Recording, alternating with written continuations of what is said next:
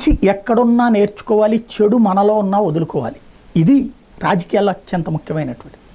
చంద్రబాబు గారు అది ఎప్పటికప్పుడు నేర్చుకుంటారు. ఆయన నిత్య విద్యార్థి. అదే సమయంలో జగన్మోహన్ రెడ్డి నేర్చుకోవాల్సిన అవసరం ఉంది ఆయన దగ్గర కొన్ని విషయాల్లో.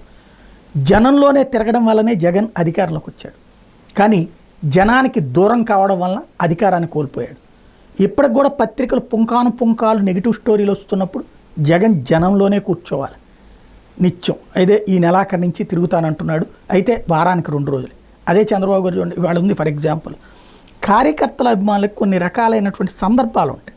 మమేకం అవ్వాలనుకుంటారు. ఇవాళ అందుబాటులో ఉండాలి కార్యకర్తలకి. ఫస్ట్ న్యూ ఇయర్ రోజున అందరూ వచ్చి షేక్ హ్యాండ్లు ఇవ్వాలనుకుంటారు, నడవాలనుకుంటారు, తిరగాలనుకుంటారు, కలవాలనుకుంటారు.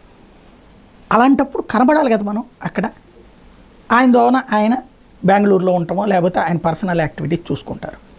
ఆయన టైం ఇచ్చిన రోజున మాత్రమే వస్తుంటే ఎట్లాగా మమేకమవుతారు? ఇవాళ అదే చంద్రబాబు గారు ఒక పక్కన గుడికి వెళ్ళి దర్శనం చేసుకుంటారు, ఆ తర్వాత వచ్చి తెలుగుదేశం కార్యాలయంలో కార్యకర్తలతో కలుస్తారు.